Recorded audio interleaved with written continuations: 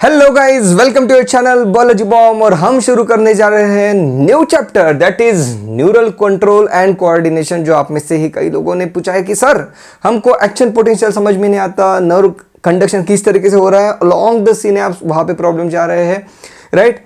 तो वो सब चीज़ें हम देखने वाले हैं बहुत ही ब्यूटीफुल, बहुत ही अमेजिंग तरीके से। एक्शन पोटेंशियल के बारे में तो आपके कंप्लीट डाउट्स ही आज क्लियर हो जाएंगे, न्यूरो ट्रांसमिशन के बारे में कंप्लीट डाउट्स क्लियर हो जाएंगे, दैट्स माय प्रॉमिस। देखेंगे अमेजिंग विजुअल के साथ neural control and coordination, one of the most important topic as far as exam is concern. Okay, चलो शुरू करते हैं, जल्दी जल्दी जल्दी देख लेते हैं। फाइन। सो यार देखो, यहाँ पे नाम देखो टॉपिक का, कोऑर्डिनेशन मतलब क्या। अगर बॉडी में कोऑर्डिनेशन के लिए दो टाइप की सिस्टम्स है, एक है hormonal system that is endocrine system और एक है नर्वस सिस्टम। ये क्या चीज़ है यार। तो देखो, जैसे कि किडनी में जैसे कि ब्लड प्रेशर रेगुलेट करना है तो हमारे पास रेनिन नाम का हार्मोन है। मतलब क्या हो रहा है कि बॉडी में ब्लड प्रेशर बढ़ा है तो बॉडी और किडनी दोनों का कोऑर्डिनेशन करने का काम यहाँ पे एंडोक्राइन सिस्टम कर रही है, right. Another type of coordination done by nervous system. मतलब क्या, मान लो आपको भागना है तो लेफ्ट पैर पहले डालना है, राइट पैर बाद में डालना है, तो इस तरीके से आप भाग सकते हो, दोनों पैर साथ में डालोगे नहीं भागोगे। So there should be coordination. So basically this is how the body coordinates. इस कोऑर्डिनेशन के लिए हमें चाहिए नर्वस सिस्टम। सो बॉडी में कोऑर्डिनेशन के लिए एक रहती है endocrine system, hormonal system, and the other is the neural system. So ये काफ़ी इंपॉर्टेंट चीज़ें हैं, राइट। तो चलो देखते हैं यार यहाँ पे किस तरीके से कोऑर्डिनेशन किया जाता है, इसके फंक्शंस क्या क्या है, इसके पार्ट्स क्या क्या है, ये सब चीजें देखेंगे। सिंपल है। ओके, सो बेसिकली ये यहाँ पे देखो, हमारे पास जो नर्वस सिस्टम है वहां पे सेंटर में हमें दिख रहा है यहाँ पे ब्रेन, और ब्रेन से यहाँ पे स्पाइनल कॉर्ड, उसकी पुछ, उसकी टेल ब्रेन की, एक तरीके से बोल सकते हो। Okay, so this is a brain and this is a spinal cord. ये अब तो बॉडी के सेंटर में दिख रहे हैं, इसलिए हम इसको कहेंगे कि भाई ये सेंट्रल नर्वस सिस्टम है। ओके, अब ये सेंट्रल नर्वस सिस्टम आपके बॉडी के डिफरेंट ऑर्गन्स को, बॉडी पार्ट्स को कंट्रोल करती है। अब ये तो सेंटर में है भाई, तो उसको अगर हाथ को कंट्रोल करना है तो कैसे चलेगा। तो इसलिए सेंटर से यहाँ पे वायरिंग डाल दी है कुछ इस तरीके से। Okay, right. मतलब अगर हम देखेंगे यहाँ पे तो एक हो गया ब्रेन और एक हो गया स्पाइनल कॉर्ड, ये हमें सेंटर में दिख रहे हैं, इसको हम कहेंगे सेंट्रल नर्वस सिस्टम। यहाँ से जो पूरे बॉडी में न्यूरॉन्स के जो वायरिंग डाल दी है नेचर ने, भगवान ने, गॉड ने, ओके, उसको हम कहेंगे पेरिफेरल नर्वस सिस्टम। ओके, उसको हम कहेंगे पेरिफेरल नर्वस सिस्टम। एक हो गया सेंटर। भाई सेंटर तो सेंटर में है, राजा है बॉडी का, और उसने क्या किया है, अपने आदमियों को चारों तरफ बिछा के रखा है। ये हो गए पेरिफेरल नर्व्स। यहाँ पे क्या हो रहा है, ये यहाँ पे इसको पता चल रहा है क्योंकि उसने पेरिफेरल अपना जाल बिछाया है। जो जाल है उसको पेरिफेरल नर्व कहेंगे, जो सेंटर में है उसको कहेंगे central nervous system. So nervous system basically it is form of one central nervous system and another it is a peripheral nervous system. दोनों मिला के बॉडी की नर्वस सिस्टम बनाएंगे। ओके, सो पेरिफेरल नर्व में, पेरिफेरल में हमें कौन कौन है पेरिफेरल में। भाई मसल्स है, आपके हाथ के मसल्स हो गए, राइट। यहाँ पे भी तो मसल्स है, बैक के मसल्स है, शोल्डर के मसल। इन मसल के पास लेके जाने वाले जो न्यूरॉन्स है उसको हम कहते हैं सोमैटिक नर्व्स। जो सिस्टम बना उसको हम कहते हैं somatic nervous system. Peripheral nervous system का एक ही पार्ट हो गया कि भाई जो मसल को जो सप्लाई कर रहे हैं न्यूरॉन्स, उसको हम कहते हैं सोमैटिक नर्वस सिस्टम। ओके, जैसे मान लो ये जो है मुझे हाथ इस तरीके से करना है तो सोमैटिक नर्वस सिस्टम के थ्रू ये हो रहा है यहाँ पे। ओके, अब ये तो नहीं होगा यार, जैसे हार्ट को बीट करना है तो मैं खुद ही बोल रहा हूँ कि भाई एक काम कर, हार्ट तो 72 बीट्स पर मिनट पे बीट करता रहे, ऐसे तो नहीं होता है। ओके, तो अगर ये होता तो मैं तो इसी काम में बिजी हो जाता, कुछ कर ही नहीं पाता। तो इसलिए ये जो फंक्शन है, जैसे कि हार्ट रेट को कंट्रोल करना है, जैसे कि आपके प्यूपिलरी जो प्यूपिल है आँख का, उसको कंट्रोल करना है, जैसे कि आपका ब्रीदिंग रेट कंट्रोल करना है, इसके लिए बॉडी ने अलग टाइप के न्यूरॉन्स बनाए कि भाई इसकी तुम चिंता मत करो, तुम अपना काम करना। ये जो ऑर्गन्स है इनको ऑटो पायलट मोड पे डाल दिया with the help of a system that is called as the autonomic nervous system. Okay, चीजें कुछ कॉम्प्लिकेटेड लग रही है, बिल्कुल सिंपल है यार। जो मसल्स है, सोमा मतलब बॉडी, यहाँ पे मसल बॉडी की बात हो रही है। सो मसल के पास जो यहाँ पे वॉलंटरी कंट्रोल के लिए जो न्यूरॉन्स यहाँ से जा रहे हैं वो सोमैटिक नर्वस सिस्टम से। ओके, सिंपल है यार। ओके, और नहीं समझा तो टेंशन मत लेना क्योंकि इसको हम और ज़्यादा डिटेल में लेने वाले हैं, अभी बेसिक स्ट्रक्चर देख रहे हैं। और यहाँ पे जैसे हार्ट है, लंग्स है, आपके डाइजेस्टिव ग्लैंड्स है, ओके, उनके पास भी नर्वस है, यहाँ पे न्यूरॉन्स वहाँ पे सप्लाई होते हैं। वो जो है वो हमारे कंट्रोल में नहीं है, इनवॉलंटरी है, उसको हम कहते हैं, जो न्यूरॉन्स ने एक सिस्टम बनाई उसको हम कहते हैं ऑटोनोमिक नर्वस सिस्टम। ओके, तो ऑटोनोमिक नर्वस सिस्टम ने यहाँ पे फॉर एग्जाम्पल मान लो हार्ट के पास न्यूरॉन भेज दिया और कहा हार्ट का फंक्शन तुम रेगुलेट करो। तो ऑटोनोमिक नर्वस सिस्टम में पूछा कि यार बताओ इसका हार्ट रेट बढ़ाना है इस आदमी का कि कम करना है। तो ऑटोनोमिक नर्वस सिस्टम ने कहा सिंपैथेटिक नर्वस सिस्टम को कि तू हार्ट रेट कम करेगा, पैरासिटिक सिंपैथेटिक नर्वस सिस्टम को बोला है तू हार्ट रेट बढ़ाएगा। ओके, उल्टा हो गया क्या यार? सिंपैथेटिक नर्वस सिस्टम को कहा सॉरी तू हार्ट रेट बढ़ाएगा, पैरासिम्पैथेटिक को कहा कि तू हार्ट रेट कम करेगा। सिंपैथेटिक नर्वस सिस्टम को कहा कि तू आंखों में जो पीपल है उसको कंस्ट्रिक्ट करेगा, इसको कहा कि तू डायलेट करेगा, इस तरीके से। सो इस तरीके से सिंपैथेटिक मतलब बॉडी को काम करना, बॉडी को एकदम से काम करना, पैरासिम्पैथेटिक मतलब उसको उत्तेजित करना, सिंपल वर्ड में अगर बात करें तो। ओके, सो बेसिकली यहाँ पे सेंट्रल नर्वस सिस्टम हमें मिल रहे हैं, एक peripheral nervous system. Peripheral nervous system में है सोमैटिक नर्वस सिस्टम, ऐसे न्यूरॉन्स जो मसल्स को सप्लाई करते हैं, और फिर ऐसे न्यूरॉन जो इनवॉलंटरी फंक्शन के लिए रखे गए हैं। अब इनवॉलंटरी फंक्शन के लिए मतलब हो सकता है उस ऑर्गन का काम बढ़ाना है अपने, या तो फिर कम करना है। जनरली जो बढ़ाने वाली चीज़ें हैं और एक उनको पैरासिम्पैथेटिक नर्वस सिस्टम को दिए, और काम डाउन करने के लिए जो चीज़ें हैं वो सिंपैथेटिक नर्वस सिस्टम को दिए हैं। ओके, चलो इसके साथ आगे बढ़े, बिल्कुल सिंपल सी बात है। अच्छा, शाहरुख खान की एंट्री हो रही है यहाँ पे। कुछ कुछ होता है अंजलि तुम नहीं समझोगे, कुछ कुछ होता है राहुल तुम नहीं समझोगे। बेसिकली ये क्या हो रहा है यहाँ पे उनकी ऑटोनोमिक नर्वस सिस्टम एक्टिवेट हो चुकी है, और वो कह रहे हैं कि कुछ कुछ होता है। वो तो हो कुछ नहीं रहा है, हार्ट रेट बढ़ रहा है आपका रेस्पिरेटरी ब्रीदिंग रेट आपका बढ़ रहा है, आपके प्यूपिल्स जो है डायलेट कंस्ट्रिक्ट हो रहे हैं, आपके बॉडी में थरथराहट हो रही है, आपको लग रहा है you are in love. Basically आपकी ऑटोनोमिक नर्वस सिस्टम अब एक्टिवेट हो चुकी है। चलो यस यार, ये बेसिक यहाँ पे बेसिक फंक्शनल यूनिट कौन है नर्वस सिस्टम में? न्यूरॉन है। यस, ये बिल्कुल सिंपल सी बात आपको पता ही है। ऐसे ही कुछ टर्मिनोलॉजीज हमने देखी थी जब हम बाकी चैप्टर्स में जब पढ़ रहे थे। ऐसे एक टर्मिनोलॉजी हमने पढ़ी कि यार basic structural and functional unit of kidney क्या है, इसको रिवाइज कर लेते हैं जल्दी से। नेफ्रॉन है। Structure and functional unit of muscle कौन है? सार्कोमियर है। Basic structure and functional unit of liver किस से बना है? उसका बेसिक यूनिट क्या है? उसका बेसिक यूनिट हेपेटिक ग्लोब्यूल है। ओके, लाइफ में that is structure functional unit of life कौन है? सेल है। ओके, सेल चैप्टर में दिया है। Okay, I just wanted to revise this quickly. So यहाँ पे अब आप पूछे कि भाई neuron is the basic structure and functional unit of nervous system.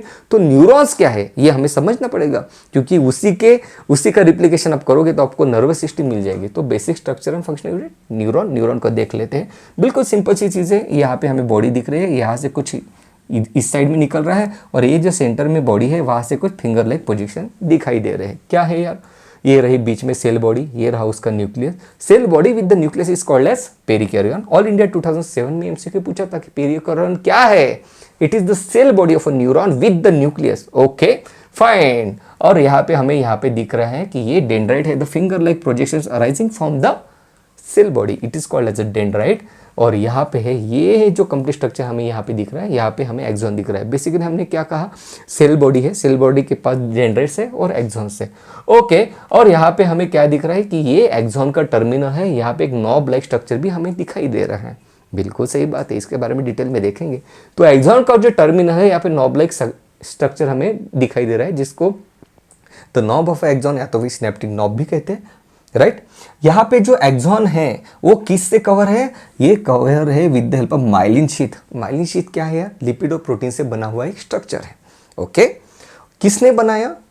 ये जो सेल दिख रहा है बीच में, इसने बनाया, शॉन सेल ने माइलिन शीथ को बनाया, और ये जो एक्सॉन को है इसको इंसुलिनेट कर दिया। बेसिकली आपने वायर देखा होगा, वायर के ऊपर कवरिंग रहती है ना, प्लास्टिक, राइट। रेड कलर का वायर, ब्लैक कलर का वायर, जो कवरिंग रहती है वो क्या होगी? एक टाइप से माइलिन शीथ ही होगी वायर की। सो ये जो माइलिन शीथ है, ये जो कवरिंग है न्यूरॉन की, एक्सॉन की, उसको हम कहते हैं माइलिन शीथ। सिंपल सी चीज़ है। ओके फाइन, अब बढ़ते हैं आगे। फाइन, ये जो यहाँ पे कुछ स्ट्रक्चर है हमें दिखाई दे रहा है जहाँ पे माइलिन शीथ से वो कवर नहीं है, उसको हम कहते हैं नोड ऑफ रनवियर। क्या कहते हैं? Node of रनवियर।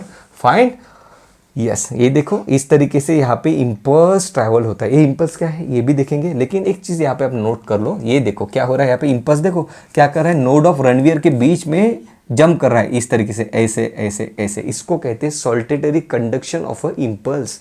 ओके, अब यार ये मुझे बताओ यार, इसको कवर क्यों किया? कवर करने की क्या जरूरत थी एक्सॉन को? इसको कवर इसलिए किया भाई क्योंकि यहाँ से इंपल्स जनरेट हो रहा है, ओके। और बॉडी में तो मिलियंस ऑफ न्यूरॉन्स है, तो मान लो यहाँ पे दूसरा न्यूरॉन जा रहा है यहाँ पे, तो अगर यहाँ पे एक इंपल्स जा रहा है तो दूसरा वो इंपल्स यहाँ से इस न्यूरॉन से इसमें आ जाएगा, राइट? तो क्रॉस कनेक्शन हो जाएगा, वो नहीं होना चाहिए, इसलिए प्रॉपर इंसुलिनेशन दिया है, शॉर्ट सर्किट नहीं होना चाहिए, राइट? इसलिए कुछ इंपॉर्टेंट पॉइंट्स नोट कर लेते हैं। सेल बॉडी में आपको इस टाइप के कुछ ग्रैन्यूल्स दिखाई देंगे which are nothing but the rough endoplasmic reticulum, जिसे कहते हैं निजस ग्रैन्यूल्स, राइट? एमसीक्यू पूछा था ऑल इंडिया 2003 में, रिपीट हुआ था 2019 में, ओके। सो निजस ग्रैन्यूल का अगर किसी ने आपको फंक्शन पूछे तो आप क्या कहोगे? रफ एंडोप्लाज्मिक रेटिकुलम का जो फंक्शन है प्रोटीन बनाना, यही तो इसका फंक्शन है। Nissl's granules are nothing but the rough endoplasmic reticulum, बिल्कुल सही बात है, यस, ओके। और अब देखो यार, ये जो सभी न्यूरॉन्स बॉडी में ये माइलिन शीथ से कवर नहीं रहते, कुछ माइलिन शीथ से कवर रहते हैं जिसको हम कहते हैं माइलिनेटेड नर्व फाइबर।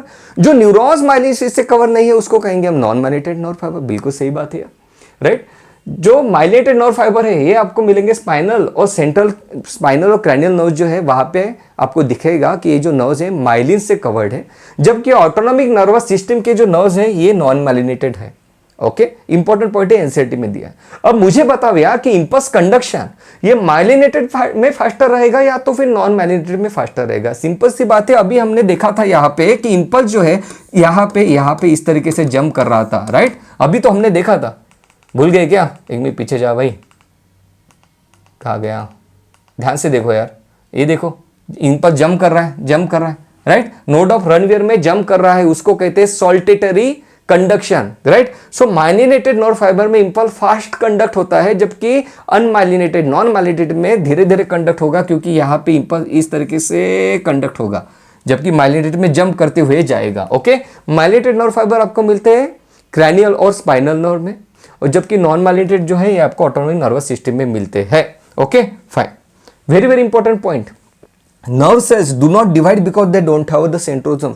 आपको पता होगा कि अगर किसी को पैरालिसिस हुआ, अगर किसी को हो जाता है पैरालिसिस, जैसे कि नर्व डैमेज हो गया, राइट, या फिर ब्रेन का कोई पार्ट डैमेज हो गया, ब्रेन में क्या है न्यूरॉन्स ही तो है, वहाँ पे न्यूरॉन्स फॉर एग्जांपल डैमेज हो गए, तो उसमें रिकवरी के चांसेस काफ़ी कम रहते हैं। क्यों? क्योंकि न्यूरॉन्स जो है फिर से रीजनरेट नहीं होते। क्यों नहीं होते भाई? सेंट्रोसोम इसके पास नहीं रहता है।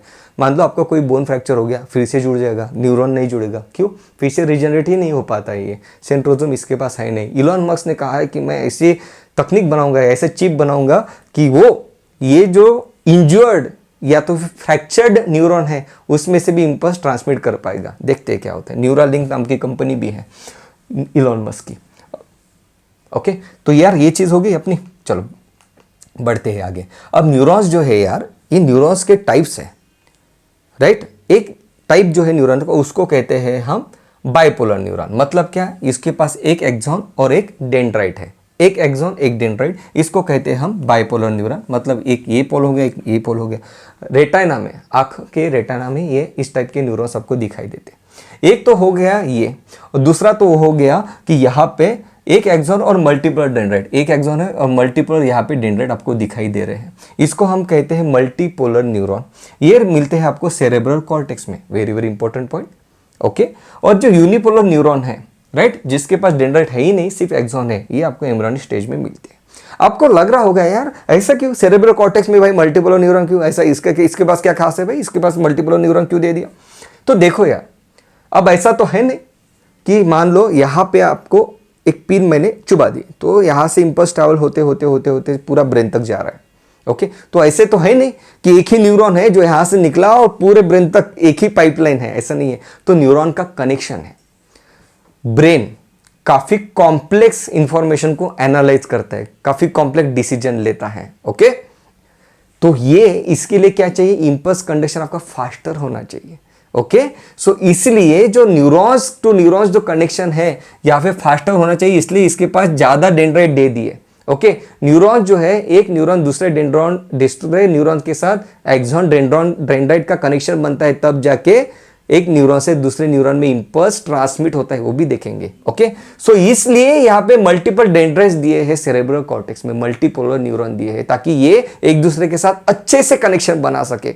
इवन ये जो कनेक्शन बनाना है, ये कनेक्शन कब बनता है? जैसे आप कोई नई इंफॉर्मेशन पढ़ रहे हो, वो आप याद रख रहे हो, मतलब क्या बना रहे हो आप? सिंपली आप यहां पे न्यूरॉन के कनेक्शन बना रहे हो। Yes, that's it. Okay fine, ये चीज क्लियर होगी। सेरेब्रल कॉर्टेक्स में मल्टीपोलर न्यूरॉन है, बाइपोलर न्यूरॉन रेटिना नोवा में, और यूनिपोलर न्यूरॉन एम्ब्रियोनिक स्टेज में है। चलो अब देखते हैं नर्व कंडक्शन। सो यहां पे स्किन पे मैंने एक पिन यहां पे लगा दी, तो यहाँ पे क्या होगा? एक इंपल्स जनरेट होगा और इस तरीके से स्पाइनल कॉर्ड के पास इंपल्स लेके जाएगा। यार कोई तो तुम्हें उंगली कर रहा है, ओके, पिन चुभ रही है, कुछ कर भाई। ओके, सो इंपल्स लेके गया, जो इंपल्स लेके गया उसको कहेंगे एफरेंट। क्या कहेंगे? एफरेंट। ग्लोमेरुलस में जो ब्लड वेसल लेके आ रही थी ब्लड, उसको कहते हैं एफरेंट आर्टेरियोल। ओके, जो लेके जा रही थी उसको हमने कहा था efferent. Efferent is the exit. यहां पे भी जो लेके आ रहा है उसको कहेंगे एफरेंट। ये लेके आ रहा है भाई, क्या हो रहा है? ये जो न्यूरॉन है यहां पे लेके आ रहा है इंपल्स। ओके फाइन, अब यहां पे देखो, ये देखो यहां पे कनेक्शन जैसे हमने अभी बात की ना। सो ये रहा एक्सॉन और ये रहा इसका dendrite. So axon to dendrite का यहाँ पे कनेक्शन बन रहा है। ओके, ध्यान से देखो यार, यही तो इंपॉर्टेंट चीजें रहती है।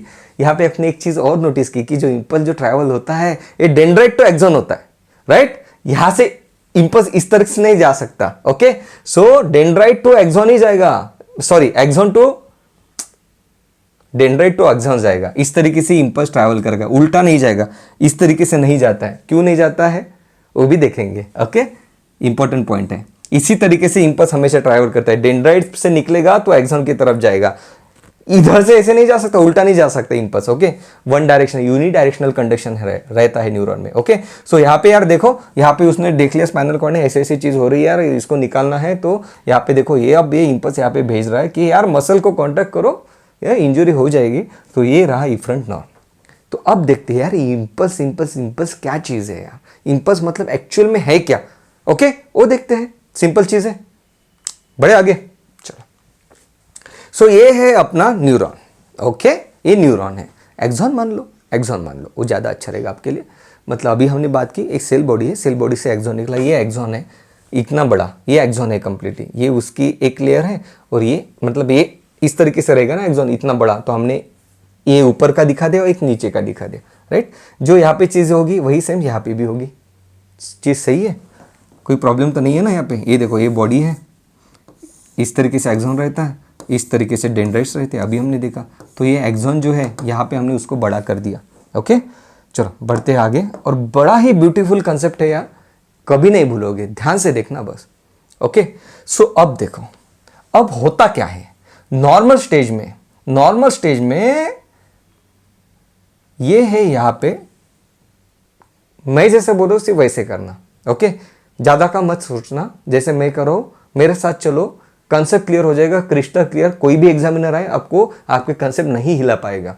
और आप जो ऐसा कंसेप्ट बनेगा अब कि आप भी कभी भूल नहीं पाओगे। ध्यान से देखना बस। ओके, सो यहाँ पे न्यूरॉन्स में, यहाँ पे जो एक्सॉन है वहाँ पे न्यूरॉन्स में अपने पास sodium potassium ATPase pump है, जो क्या करता है with the help of ATP sodium को बाहर भेज देता है, पोटेशियम को अंदर भेज देता है। सिंपल सोडियम पोटेशियम पंप, आपको पता ही है, राइट? सोडियम पोटेशियम पंप अगर आपको डिफिकल्टी जा रही है याद करने में, तो इसका एक सिंपल काफ़ी वेल नोन ट्रिक है इसकी, Nokia. Okay, that is sodium outside में जाता है और पोटेशियम इनसाइड में आता है। 3 सोडियम बाहर जाते हैं, 2 पोटेशियम अंदर आते हैं। ओके, ये है सोडियम पोटेशियम का काम, ये होता है with the help of ATP. बिल्कुल सही बात है। ओके, इंपल्स कंडक्ट होता है। जब आप पढ़ते हो basically you are transmitting the visual impulse, और वहाँ पे एटीपी यूज होते हैं, इसलिए तो आप पढ़ने के बाद थक जाते हो यार। ओके, सो ये आ गई अपनी रेस्टिंग फेज। रेस्टिंग फेज में क्या होता है? रेस्टिंग फेज में ये होता है कि आपको सोडियम बाहर के साइड में ज्यादा मिलते हैं, पोटेशियम अंदर के साइड में ज्यादा मिलते हैं। ध्यान से सुना मैं क्या बोलूं। जब आपका न्यूरॉन एकदम रेस्टिंग फेज में है, आप कुछ भी नहीं कर रहे हो, आप शांति से यहाँ पे इस तरीके से बैठे हो, तब रेस्टिंग फेज में जब न्यूरॉन है तो आपको दिखेगा कि एक्सॉन के बाहर सोडियम ज्यादा है, इनसाइड में पोटेशियम ज्यादा है। क्यों ज्यादा है? क्योंकि sodium potassium ATPase pump ने रेस्टिंग फेज में ही सोडियम को बाहर पंप कर दिया है ज्यादा से ज्यादा क्वांटिटी में, और पोटेशियम को अंदर पंप कर दिया है ज्यादा से ज्यादा क्वांटिटी में। इंपॉर्टेंट एनसीईआरटी में रेस्टिंग फेज में कौन बाहर है? पहला पॉइंट आ गया, सोडियम बाहर है। क्यों बाहर है? Sodium potassium ATPase pump की वजह से, जिसने एटीपी यूज करके सोडियम को बाहर भेज दिया। ठीक है भैया, अपने बाहर भेज दिया तो उससे क्या हुआ? अब इससे ये हुआ कि पॉजिटिव आयंस बाहर के साइड में ज्यादा हो गए। क्या हुआ? पॉजिटिव आयंस बाहर के साइड में ज्यादा हो गए। देखो 3-3 है, यहां पे तो 2 ही है, यहां पे 3-3 है, यहां पे तो 2 ही है, मतलब यहां पे पॉजिटिव जो है ये ज्यादा रहेगा। ओके, और as compare to this positive, ये जो है ये कम पॉजिटिव है, मतलब ये निगेटिव है, मतलब ये निगेटिव है। ओके, मतलब जो एक्सॉन की जो मेम्ब्रेन है आउटसाइड में पॉजिटिव है, इनसाइड में निगेटिव है। ये होता है कंसेप्ट। क्यों निगेटिव है? निगेटिव आयन प्रेजेंट है इसलिए नहीं, क्योंकि पॉजिटिव कम प्रेजेंट है इसलिए। अगर कंसेप्ट बिल्ड करना है तो ऐसे बिल्ड करना ना यार कि बस। ओके, ध्यान से देखना, बाहर के साइड में बाहर पॉजिटिव है यार, अंदर के साइड में कम पॉजिटिव है, दो ही हमें दिख रहे हैं यहां पे, इसलिए अंदर के साइड में कम पॉजिटिव मतलब निगेटिव, हम उसको डिनोट करते। Negative inner side of the axon membrane is negative. There is another reason for this, is because of the presence of this. ये कौन है? ये प्रोटीन्स है, ये प्रोटीन्स है। कौन बना रहा है? उधर से निजस ग्रेनुल्स बना रहा है। ये प्रोटीन्स नेगेटिवली चार्ज है, इसलिए भी this is the another reason which is given in NCERT. Very very important point. अगर एमसीक्यू पूछा जाए कि बताओ कि नेगेटिवली चार्ज क्यों है अंदर के साइड में, प्रोटीन्स दिया है एनसीईआरटी में, proteins and the presence of the potassium है। Very good point. ये 2 पॉइंट अपने हो गए। तो सोडियम बाहर ज्यादा, पोटेशियम अंदर ज्यादा, बाहर पॉजिटिव, इनसाइड में नेगेटिव। बाहर पॉजिटिव क्यों? सोडियम पोटेशियम एटीपीएस पंप की वजह से। बिल्कुल सही बात। चलो, अभी हमने क्या कहा? अभी हमने कहा कि बाहर पॉजिटिव अंदर नेगेटिव, मतलब 2 टाइप के पोल हो गए, एक पॉजिटिव पोल एक नेगेटिव पोल। तो हम कहते हैं this is a polarised state of a neuron. Yes, this is a polarised state. Polarised state क्यों अचीव हुई? Because of the sodium potassium pump. जिसने सोडियम को बाहर पंप किया, पोटेशियम को अंदर पंप किया। The inner side of this membrane is negative because of the presence of the proteins also. And यहाँ पे जो पोटेंशियल बना, ये जो पोटेंशियल ग्रेडियंट जो बना, ग्रेडियंट बना ना यहाँ पे, बाहर के साइड में ज्यादा पॉजिटिव, अंदर के साइड में कम पॉजिटिव मतलब निगेटिव, तो ग्रेडियंट बन गया। The difference of a potential यहाँ पे बना, जिसको हम कहते हैं रेस्टिंग मेम्ब्रेन पोटेंशियल, जो कि होता है -70 मिली वोल्ट, जो कि होता है -70 मिली वोल्ट। ये इंपॉर्टेंट है, ये इंपॉर्टेंट। एनसीईआरटी में तो नहीं दिया है, बट यार एक बेसिक क्वेश्चन है जो काफी इंपॉर्टेंट है। ओके, मतलब पीजी एंट्रेंस में भी एमसीक्यू एक्सपेक्टेड है, -70 मिली वोल्ट। ओके, चलो यहां तक अपना क्लियर हो गया। रेस्टिंग फेज आपको समझ में आ गया कि ऐसी ऐसी चीज है कि यहाँ पे पॉजिटिव ज्यादा है। ओके, और अब देखो अब क्या होता है। अब यहाँ पे आपने एक पिन लगा दी न्यूरॉन को, राइट। अब देखो आपके बॉडी को किस तरीके से पता चल रहा है कि कुछ तो मुझे चुभ रहा है। ए फ्रैक्शन ऑफ सेकंड होता है, लेकिन माइक्रो लेवल पे देखो कि क्या होता है। तो जैसे ही आपने ये किया, ध्यान से रखना, इसको पूरा समझ लो, इसको या माइंड में बिठा लो कि इस टाइप के डायग्राम को। अब देखना चेंजेस क्या होते हैं यहाँ पे। ओके, जैसे आपने ये कर दिया, यहाँ पे लगा दिया, तो क्या होता है यहाँ पे इस तरीके से मूवमेंट हो जाती है। ओके, सोडियम बाहर से अंदर आ जाते हैं, पोटेशियम अंदर से बाहर चले जाते हैं। अब ऐसा नहीं है कि सोडियम पोटेशियम एटीपीएस पंप ये चीज कर रहा है, यहाँ पे बहुत सारे पंप है, लेकिन मैंने दिखाया सिर्फ सोडियम पोटेशियम एटीपीएस पंप। यहाँ पे कलर इसलिए चेंज कर दिया because this is a different pump, यहाँ पे जगह नहीं है इसलिए उसी जगह पे दूसरा पंप दिखा दिया है। अब यहाँ पे एच गेटेड है, एम गेटेड है, अलग अलग टाइप के पंप्स है जो आपको पढ़ना नहीं है, आपके सिलेबस के बाहर है। पंप्स के नाम आपको नहीं दिए हैं एनसीईआरटी ने, वो हायर लेवल में आते हैं फिजियोलॉजी में। ओके, लेकिन आपको इतना याद रखना है कि भाई यहाँ पे कुछ पंप्स हैं।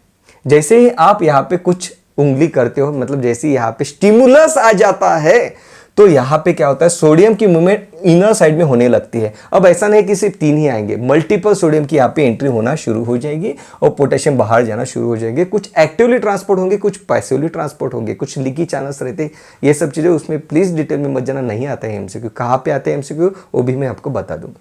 ओके, सो बेसिकली यहाँ पे क्या हुआ कि देखो बाहर के साइड में अब तक पॉजिटिव था, अंदर के साइड में नेगेटिव था। अब ये इनर साइड में पॉजिटिव हो गया, बाहर साइड में नेगेटिव हो गया, मतलब जो पोलराइज था वो डीपोलराइज हो गया। So when stimulus is applied, this particular portion of the neuron is now depolarise, और हम कहते हैं देखो यहाँ पे इंपल्स जनरेट हो गया है, यहाँ पे इंपल्स जनरेट हो गया है। ओके, और अब देखो क्या होता है। अब जैसे ही यहाँ पे पोटेंशियल चेंज हो गया, पोटेंशियल चेंज हो गया ना, अभी हमने देखा था -70 मिली वोल्ट, अब यहाँ पे तो उल्टा हो गया। जैसे ही उल्टा हो गया तो ये क्या करता है, इसके एडजेसेंट पंप्स को एक्टिवेट कर देता है, और अब क्या होता है देखो, और अब यहां पे इस तरीके से चीज हो जाती है। अब यहां पे सोडियम अंदर आना शुरू हो जाते हैं, पोटेशियम बाहर जाना शुरू हो जाते हैं। ओके, मतलब इंपल्स ने यहां से अब यहां पे ट्रैवल किया। ध्यान से देखो यार, फिर से एकदम शुरुआत से देखते हैं। सो यहां पे हमने बात की थी यहां से, तो देखो यहां पे हमने पिन लगा दी। जैसे ही पिन लगा दी, सोडियम की एंट्री अंदर होगी, पोटेशियम बाहर चला गया। अब ये जो यहाँ पे पोटेंशियल चेंज हुआ, तो हमने कहा कि ये जो पर्टिकुलर पार्ट है इस न्यूरॉन का, ये भाई डिपोलर स्टेट में चला गया। यहाँ पे इंपल्स जनरेट हो चुका है, यहाँ पे एक्शन पोटेंशियल जनरेट हो चुका है। ओके, अब जैसे ही चेंज हुआ तो ये जो पोटेंशियल है बाजू वाले पंप को भी एक्टिवेट कर देता है, और अब यहाँ पे सेम मूवमेंट होती है। सोडियम अंदर आता है, पोटेशियम बाहर चला जाता है। ये हो गया डिपोलराइज्ड। ओके, तभी उसके पहले वाला ये रिपोलराइज हो रहा है। ये देखो ओरिजिनल स्टेट पे आ गया, राइट। फिर से देखो यार, फिर से देखो, ध्यान से देखो, इंपल्स जो यहां से यहां गया रहा है, तो ये अंदर आएगा तो ये बाहर जाएगा। ये देखो इस तरीके से। ओके, क्लियर है। और अब फिर से वही चीज होगी। अब ये जो यहां पे जो पोटेंशियल जनरेट हो रहा है, ओके, ये साइड वाले पंप को फिर से टच कर देगा, धक्का मारेगा कि तू भी ओपन हो जा। तो इस तरीके से फिर से मूवमेंट होगी। I am again telling you this कि ऐसा नहीं है कि सिर्फ सोडियम पोटेशियम एटीपी पंप है। There are many pumps here which are acting simultaneously. और इसके लिए ये जो पंप्स है, डिफरेंट डिफरेंट पंप्स है, ये मैंने ऑलरेडी इसके ऊपर एक ऑलरेडी ट्यूटोरियल हमने देखा भी है। Okay, but I am not repeating that. वो थोड़ा इन डेप्थ ट्यूटोरियल है। अगर आपको डिटेल में देखना ही है कि यार एग्जैक्टली कौन से टाइप के पंप यहाँ पे काम कर रहे हैं, तो उसकी link I am giving you here. आप वहां पे जाके और ज्यादा डिटेल में पढ़ सकते हो। ओके, लेकिन ये जो पर्टिकुलर ट्यूटोरियल है, I am restricting this to NCERT only. Okay, तो देखो यार, इंपल्स यहाँ से यहाँ पे जनरेट हुआ, यहाँ से यहाँ गया, यहाँ से यहाँ गया, और इस तरीके से इंपल्स आगे आगे जाता है, ब्रेन तक मैसेज जाता है। बेसिकली क्या हो रहा है, सोडियम पोटेशियम अंदर बाहर अंदर बाहर अंदर बाहर हो रहे हैं। This is what the impulse is. Okay, so यहाँ पे क्या हुआ, जो इंपल्स था जनरेट हुआ, तो हमने कहा कि जो न्यूरॉन है ये अब डीपोलराइज हो चुका है। डीपोलराइज स्टेट में क्या होता है, सोडियम अंदर आ जाता है, पोटेशियम बाहर चला जाता है। ओके, और यहां पे जो जनरेट हुआ इंपल्स, उसको कहते हैं हम एक्शन पोटेंशियल जनरेट हो गया, जो कि +40 मिलीवोल्ट के अराउंड रहता है। ये प्लस माइनस आपको अलग अलग वैल्यू मिल जाएगी अलग अलग बुक में। पहले -70 मिलीवोल्ट था, अब सोडियम अंदर आ गया, मतलब वो पॉजिटिव हो गया। कितना पॉजिटिव हो गया, +40 मिलीवोल्ट। तो एक्शन पोटेंशियल +40 मिलीवोल्ट। ये नहीं याद रखा तो भी चलेगा, -70 मिलीवोल्ट ये याद रखना। ओके, चले। सो ये देखो यहाँ पे इंपल्स इस तरीके से जाता है, जंप करता है, डेंड्राइट से लेके एक्सॉन तक ही ट्रैवल करता है, उधर से इधर नहीं आता। मतलब ये जो इंपल्स जा रहा है, ये क्या हो रहा है, ये सोडियम पोटेशियम अंदर बाहर अंदर बाहर अंदर बाहर हो रहा है। अरे आपको लगेगा यार इसमें ऐसा क्यों होता है भाई, ये मसल में क्यों नहीं होता, मसल के जो सेल्स है उसमें क्यों नहीं होता, क्योंकि excitability is the property of this one. Okay, excitability ये इसकी प्रॉपर्टी है। तो ये तो बनाए नेचर ने ऐसा कि इसको कोई टच कर देगा तो सोडियम पोटेशियम की मूवमेंट इसमें हो जाएगी। Okay, fine. तो ये जो जंपिंग हुआ उसको सॉल्टरी कंडक्शन हमने कहा। एक बार देख ले, generation and the conduction of the nerve impulse किस तरीके से जनरेट होता है, कंडक्ट किस तरीके से होता है, ताकि आपको कोई कंफ्यूजन ना रहे। इसलिए मैं पढ़ ही लेता हूँ, क्योंकि इतने मेरे पास मैसेजेस हैं और ईमेल्स है कि ये सर हमें नहीं समझता, तो मैं पढ़ लेता हूँ एक बार। ओके, न्यूरॉन्स आर एक्साइटेबल्स है। ये देखो अभी हमने बात की, न्यूरॉन्स आर द एक्साइटेबल्स है। Excitability is the property of the neuron. Okay, important MCQ, because there membranes are in polarized state. Yes, हाँ चलो। Different types of the ion channel are present on the neural membrane. अलग अलग type के present है, अभी हमने वो भी देखा। This ion channel are selectively permeable to different ion. When neuron is not conducting any impulse, that is at the resting phase, the axonal membrane is comparatively more permeable to potassium ion and nearly impermeable to sodium ion. बिल्कुल सही बात है। Similarly, the membrane is impermeable to negatively charged protein present in the exoplasm. Yes, axoplasm में जो protein है उसको membrane permeable नहीं है, प्रोटीन बाहर नहीं जा सकता भाई। Okay, consequently the axoplasm inside the axon contains high concentration of the potassium. Inside में पोटेशियम ज्यादा रेस्टिंग फेज में, एंड निगेटिवली चार्ज प्रोटीन्स भी ज्यादा रेस्टिंग फेज में, and low concentration of sodium, अंदर के साइड में सोडियम कम। In contrast the fluid outside the axon, axon के बाहर सोडियम ज्यादा रहेगा। Axon contains low concentration of the potassium कम and high concentration of sodium. बिल्कुल सही बात है, जिसके वजह से कॉन्सेंट्रेशन ग्रेडियंट क्रिएट होता है। कितना क्रिएट होता है, -70 मिलीवोल्ट क्रिएट होता है। बिल्कुल सही बात है, ये भी सही है। This ionic gradients across the resting membrane are maintain by the active transport of the ions sodium potassium pump की वजह से ये जो रेस्टिंग मेम्ब्रेन फेज है यहाँ पे सॉरी अचीव हो रही है। इंपॉर्टेंट पॉइंट है, रेस्टिंग मेम्ब्रेन में सोडियम बाहर, पोटेशियम अंदर, क्यों अचीव हुआ? सोडियम पोटेशियम पंप की वजह से ये अचीव हुआ है। ओके, वही चीज कही है। As a result the outer surface of the axonal membrane possess a positively charge while the inner surface possess the negatively charge. Okay, और जैसे ही यहाँ पे इंपल्स आ जाती है, यहाँ पे क्या होता है? The polarity of the membrane at the site of the stimulus is, ये क्या हो जाती है? रिवर्स हो जाती है और डिपोलराइज हो जाता है, और सोडियम जो है बाहर से अंदर आ जाता है, पोटेशियम अंदर से बाहर चला जाता है, जिसको हमने कहा कि एक्शन पोटेंशियल जनरेट हुआ, +40 मिलीवोल्ट तक कहा हमने, और जिसको ही यहाँ पे हम नर्व इंपल्स कहते हैं। सिंपल सी बात है। ओके, चलो बढ़े आगे। So resting membrane potassium -70 millivolt, depolarisation मतलब सोडियम के अंदर मूवमेंट होना, पोटेशियम की बाहर जाना। इंपल्स की किस तरीके से इंपल्स क्रिएट होता है? पहले निगेटिव था अंदर के साइड में, फिर वो पॉजिटिव बना, फिर से निगेटिव बन गया। ओके, अभी हमने देखा था ना कि इंपल्स जैसे आगे गया तो उसके पहले वाला पार्ट फिर से रिपोलराइज हो गया, मतलब फिर से निगेटिव हो गया था। बिल्कुल सही बात है। सॉल्टेडरी कंडक्शन क्या रहता है, ये भी चीज हमने देख ली। यहाँ पे देखो -70 मिलीवोल्ट है, आपने जैसे ही उसको टच कर दिया तो ये जो इंपल्स है ये यहाँ तक रेज हो गया, +30 +45 तक वैल्यू दी गई है, ऊपर तक कितने तक जाता है। ऑल और नन फिनोमिनन ये शो करता है, मतलब अगर आप इंपल्स लोगे तो यह इस टाइप का ग्राफ आपको मिलेगा, नहीं तो नहीं मिलेगा। मतलब ऐसा नहीं होता कि यहाँ पे ग्राफ इस तरीके से आया और नीचे चला गया, ऐसे नहीं होता है। अगर एक्शन मिलेगी तो फुल एक्शन मिलेगी। कॉल्ड इज ऑल और नन फिनोमिनन। रिफ्रैक्टरी पीरियड मतलब क्या है? जैसे यहाँ पे सोडियम पोटेशियम की मूवमेंट होगी, आपने स्टिमुलस अटैच कर दिया, तो यहाँ से लेके यहाँ तक आपने बीच में फिर से स्टिमुलस दे दिया, तो वो स्टिमुलस ब्रेन डिटेक्ट नहीं कर पाएगा, क्योंकि ऑलरेडी सोडियम पोटेशियम की मूवमेंट चल रही है। जो न्यूरॉन है ये रिफ्रैक्टरी फेज में है। इससे वर्डिंग आपको बता रहा हूं, अगर रेयर केस में पूछा जाए तो पता होना चाहिए। ओके, चलो बढ़ते हैं आगे। अब ये देखो, हमने बात की थी न्यूरॉन के कनेक्शन की। ये रहा एक्सॉन, इसके पहले न्यूरॉन का, और ये रहा डेंड्राइट। तो इन दोनों के बीच में यहाँ पे इस तरीके से क्या हो रहा है? कनेक्शन बन रहा है। हमारी जो मेमोरी है is nothing but the connection between the neurons. और बायोलॉजी बॉम्ब पे हम क्या करते हैं? ये न्यूरॉन्स को कनेक्शन किस तरीके से स्ट्रांग बनाया जाए कनेक्शन, इसी की हम कोशिश करते हैं। आपको विजुअल्स दिखाना हो, आपको केटरिक बताना हो, आपके लिए फनी सॉन्ग बनाना हो, ये सब चीज़ें क्यों है कि ये कनेक्शन स्ट्रांग बने। Okay, this connections are nothing but the memory. Okay, so इस तरीके से रहता है यार। ये एक्सॉन, ये रहा एक्सॉन, ये रहा नॉब, और ये रहा डेंड्राइट, दोनों के बीच में कनेक्शन है। This is how the impulse is travelled from one axon to another axon. वो भी डिटेल में अब देख लेते हैं कि होता क्या है। ओके, चलो। सो यहाँ पे देखो, अब हम यहाँ पे ये जो एक एक्सॉन, ये जो एक न्यूरॉन है, दूसरा न्यूरॉन है, इन दोनों के बीच में जो कनेक्शन है इसको हम अब जूम करके देखते हैं। ओके, चलो। ये जो ऊपर वाला है उसको हम कहेंगे प्री सिनेप्टिक न्यूरॉन, क्योंकि इन दोनों के बीच में जो गैप है न्यूरॉन के बीच में उसको हम कहते हैं सिनेप्स। सिनेप्स मतलब गैप। सिनेप्स के ऊपर जो है उसको कहते हैं प्री सिनेप्टिक न्यूरॉन। सिनेप्स के बाद में जो न्यूरॉन यहाँ पे दिख रहा है उसको हम कहते हैं पोस्ट सिनेप्टिक न्यूरॉन।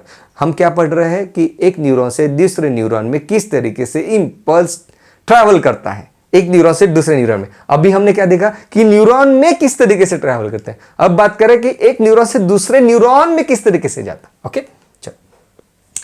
सो यहाँ पे ये जो है आपको नॉब जो दिख रहा है एक्सॉन का, यहाँ पे आपको कुछ इस तरीके से वेसिकल्स मतलब बैग्स दिखाई देते हैं, जिसके अंदर रेड कलर का यहाँ पे क्या है भाई? न्यूरोट्रांसमीटर है। मतलब एक टाइप का केमिकल है जो ट्रांसमिट करता है इंपल्स को एक न्यूरॉन से दूसरे न्यूरॉन में। बिल्कुल सही बात है। ओके, और यहाँ पे हमें कुछ वोल्टेज गेटेड कैल्शियम चैनल भी दिखाई दे रहे हैं। Fine, okay. और अब देखते हैं जूम करके। सो नॉर्मली ये देखो न्यूरॉन जो है रेस्टिंग फेज में है। रेस्टिंग फेज में मतलब कितना पोटेंशियल है? -70 मिलीवोल्ट। बिल्कुल सही है। मतलब क्या है? सोडियम बाहर ज़्यादा है। बिल्कुल सही है। पोटेशियम अंदर ज़्यादा है, प्रोटीन अंदर ज़्यादा है, ये निगेटिव है, ये पॉजिटिव है। Okay, fine. अब यहाँ पे आ गया इंपल्स। तो क्या हुआ ये देखो, जैसे इंपल्स आ गया तो कितना होगा? -70 से +40। Very good, yes. सो ये देखो +40 हो गया। अब मतलब आपने इलेक्ट्रोड वहां पे लगा दिया, आपको पता चल गया कि इंपल्स यहाँ पे आ चुका है। राइट, अब देखो इंपल्स जा रहा है, जा रहा है, जा रहा है, जा रहा है, जा रहा है।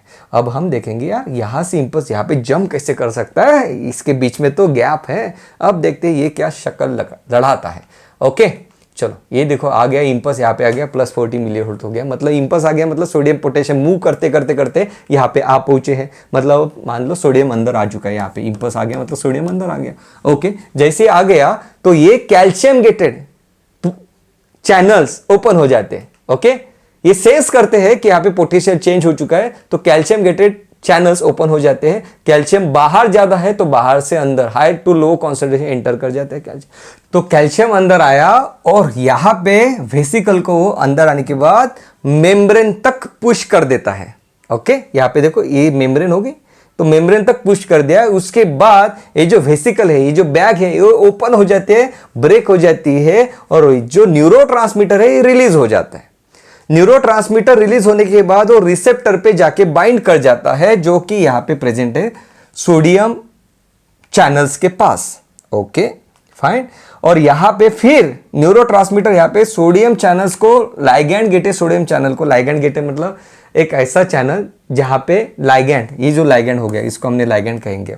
टर्मिनोलॉजी है, इसको नहीं समझा तो भी चलेगा। ओके, ये सोडियम चैनल को ओपन कर देता है इस तरीके से। फिर सोडियम अंदर आ गया, यहाँ पे सोडियम अंदर आ जाता है, बाहर सोडियम का कॉन्सेंट्रेशन ज्यादा है। सोडियम अंदर आ गया मतलब ये पॉजिटिव अंदर के साइड में ज्यादा हो गया, बाहर निगेटिव हो गया, मतलब देखो इंपल्स जनरेट हो गया। सिंपल है, बिल्कुल सही। फिर से देख ले एक बार, जाओ भाई पीछे चले जाओ सब लोग। ओके, सो देखो यहाँ पे इंपल्स आ चुका है, सोडियम यहाँ पे अंदर तक आ चुका है। इंपल्स सोडियम अंदर आया मतलब इंपल्स जनरेट हो गया, आपको इतना समझ लो बस। तो इंपल्स आ गया, जैसे ही सोडियम यहाँ तक आ गया है तो यहाँ पे वोल्टेज गेटेड कैल्शियम चैनल जो है इस तरीके से ओपन हो जाते हैं। कैल्शियम अंदर आ जाता है, बाइंड करता है वेसिकल को, पुश कर देता है उसको मेम्ब्रेन तक। मेम्ब्रेन पे आने के बाद वेसिकल्स यहाँ पे ब्रेक हो जाता है, न्यूरोट्रांसमीटर रिलीज होता है, बाइंड कर जाता है सोडियम चैनल्स को। सोडियम चैनल ओपन हो जाते हैं, सोडियम ट्रैवल, ये इंपॉर्टेंट है, एमसीक्यू पूछा है देखो, और एआईपीएमटी 2013 में। ओके, न्यूरोट्रांसमीटर किसको ओपन करवाता है? सोडियम चैनल को। ओके, सो यहाँ पे उसके बाद सोडियम चैनल ओपन हो जाते हैं, सोडियम बाहर से high to low concentration move कर जाता है। अंदर सोडियम आया मतलब अंदर पॉजिटिव, बाहर निगेटिव। इस तरीके से यहाँ पे इंपल्स अब जनरेट हो चुका, मतलब इंपल्स देखो अब यहाँ से आगे जागे जा रहा है। ओके, मतलब ये रहा एक्सॉन, ये रहा डेंड्राइट दूसरे न्यूरॉन का। अब ये डेंड्राइट से लेके फिर से एक्सॉन तक ट्रैवल कर रहा है। बिल्कुल सही बात है। चलो बढ़ते हैं आगे। ओके, सो यार न्यूरोट्रांसमीटर कौन कौन है? Acetyl choline, epinephrine, norepinephrine, dopamine, gamma amino butyric acid, these are all the neurotransmitter. Very good point. Parkinson disease जो है डोपामाइन की कमी की वजह से पार्किंसन डिसीज होता है, इंपॉर्टेंट पॉइंट है। Myasthenia gravis disease acetyl nicotinic acetyl choline receptor के डैमेज होने से होता है myasthenia gravis. Parkinson disease dopamine की कमी अगर है तो पार्किंसन डिसीज होता है। इंपल्स ट्रैवल नहीं करेगा भाई, मसल की वीकनेस हो जाएगी, ये सब चीज़ें डिटेल में नहीं जाएंगे, उसके डिटेल में जब जाएंगे लोकोमोशन चैप्टर में तब जाएंगे। अभी के लिए इतना याद रखो कि पार्किंसन डिसीज डोपामाइन के डिफिशियंसी से होता है। डोपामाइन की टैबलेट भी हम उसमें देते हैं, लियोडोपा। ओके, सो यहाँ पे इंपॉर्टेंट चीज है, there is a unidirectional transmission of a nerve impulse. Why? Because neurotransmitter are release by the axon ending and not by the dendricles. Impulse यहाँ से यहाँ क्यों नहीं गया?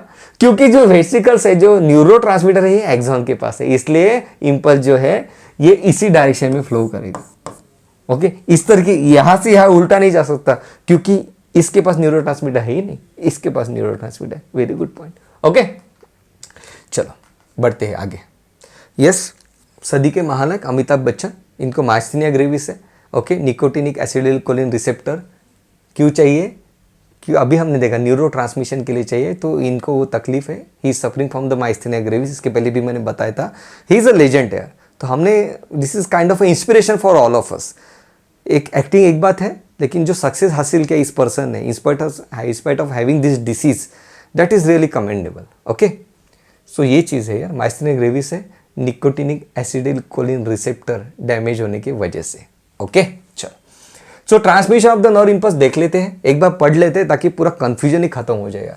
Nerve impulse is transmitted from one neuron to another neuron through the junction called as synapse. दो neuron के बीच में जो जंक्शन है उसको हमने सिनेप्स का। Synapse is form by the membrane of a pre synaptic neuron. Synapse के पहले जो है उसको प्री सिनेप्टिक का, and the post synaptic neuron which may और may not be separated by the gap called as synaptic cleft. इन दोनों के बीच में जो गैप था उसको हमने सिनेप्टिक क्लेप का। हो सकता है कि ये गैप प्रेजेंट हो, प्रेजेंट अगर होगा तो न्यूरोट्रांसमीटर के थ्रू कंडक्शन होगा, अगर ये गैप प्रेजेंट नहीं है तो डायरेक्ट 1-to-1 कंडक्शन यहां पे हो जाएगा।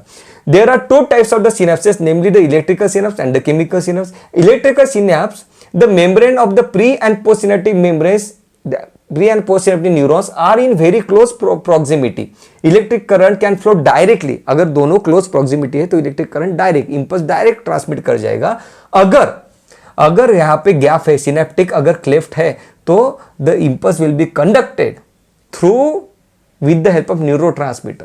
इलेक्ट्रिकल सिनेप्स में यहाँ पे देखो, electrical synapse is always faster, क्योंकि डायरेक्ट कंडक्शन हो रहा है। अगर न्यूरोट्रांसमीटर अगर इन्वॉल्व हो गया तो थोड़ा स्लो कंडक्शन होगा, लेकिन कंडक्शन तो होगा। At a chemical synapse the membrane of the pre and post synaptic neuron are separated by the fluid space called as synaptic clip.